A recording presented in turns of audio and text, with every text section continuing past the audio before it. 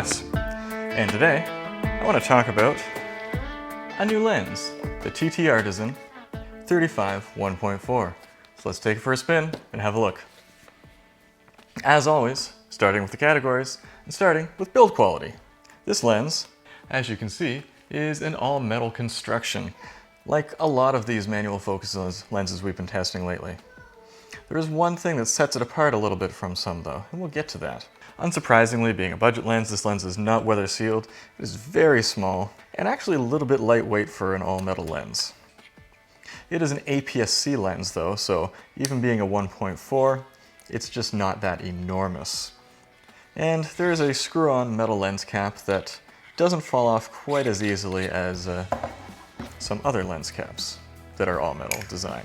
It's not terribly deluxe, but nothing too bad about it. And I like how there is a model of the lens configuration printed on the side of the lens. That's nice. So I'm going to give that an 8 out of 10 for build quality. Next up is handling.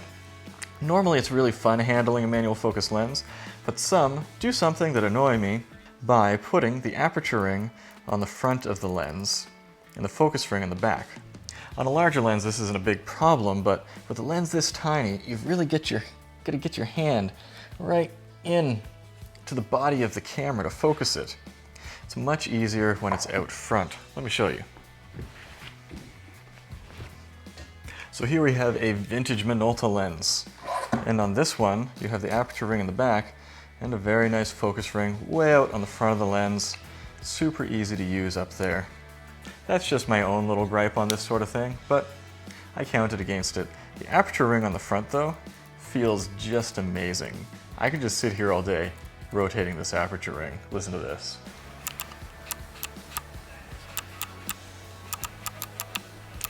Oh, that's good. The focusing ring itself could have a little more resistance, but I see that as being a very personal thing. Also, one little thing for sure, the focus ring on it is very, very narrow. So again, really hard to get a hold of. So overall, the handling of this lens, it's not perfect. It is a 7 out of 10. Image quality.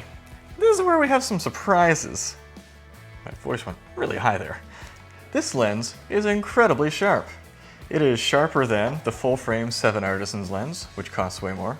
It is sharper than the Sony Zeiss 35 1.4 that we are filming on. That lens is over $1,500. This lens is not. From wide open, all the way stopped down, from the center to the edge, especially around the edges, this lens is way sharper than the Sony Zeiss 35 1.4. Now, I know there are better copies of it out there, but I've had a couple, and this is so far beyond the sharpness of the one that I have, especially around the edges, that it's just not even close. So it's pretty clearly sharper. But the chromatic aberration and chroma on this lens are just completely out of hand. Now, you can fix that up in post, sure, but just so you know, there is very little correction going on in here. It's just sharp. That's about it. Flare control, not well controlled. You can have some fun with that though. Now, the Sony Zeiss 35 1.4, it has pretty bad chromatic aberration too. And that thing's massive. But it's still better at CA than this little guy here is. That's not a shocker. So overall, I'm going to give this a 7 out of 10 for image quality, which is really high for a lens this cheap. Next up is image character, and that's where you actually expect to get a ton of bang for your buck with a little lens like this, and actually, it's not quite what you would expect.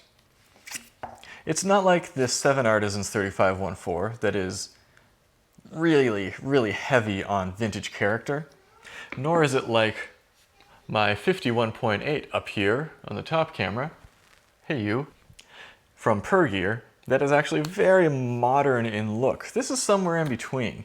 And so it doesn't really give you everything that you want in a particular perspective. It kind of rides that line. So it's not bad, it's just nothing terribly interesting going on here.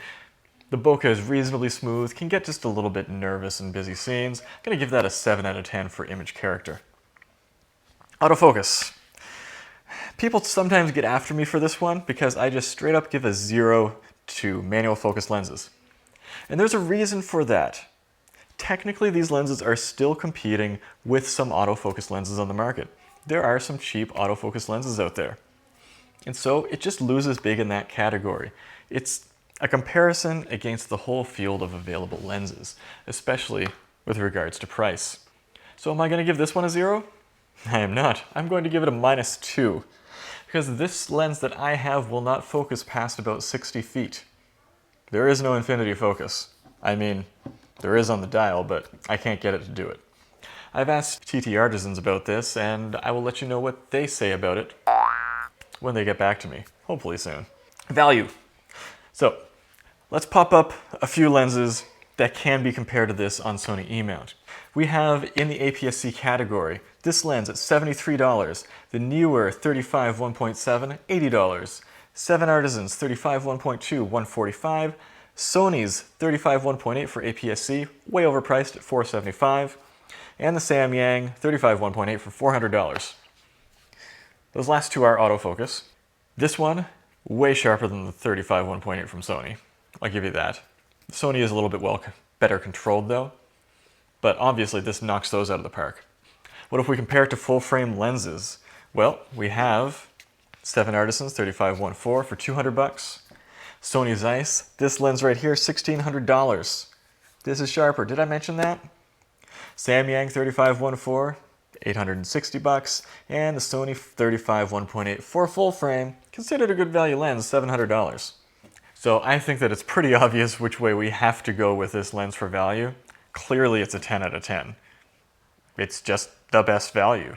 Is it the best lens? Maybe not, but that's it. So that gives us a total of 37 out of 60. Not the best score ever. It does have its weaknesses, but not at all the lens that I was expecting this to be. It is a shockingly sharp, shockingly small, wide aperture APS-C lens for Sony. I think there are also other mounts available as well. If you want to buy one of these, check out my links in the description. If you do so, it helps support this channel and feed my cats. Hey Maggie. If you want to see some higher resolution image samples, there's a link in the description for that as well. Honestly, I still personally have not been able to decide which way to go on this lens. It kind of confuses me. It's so sharp, the chromatic aberration is so bad. It doesn't have a tremendous amount of 3D pop. These are all just subjective things though. But you can decide for yourself what you think of this. Let me know what you think of it down in the comments. So, until next time, go take some photos!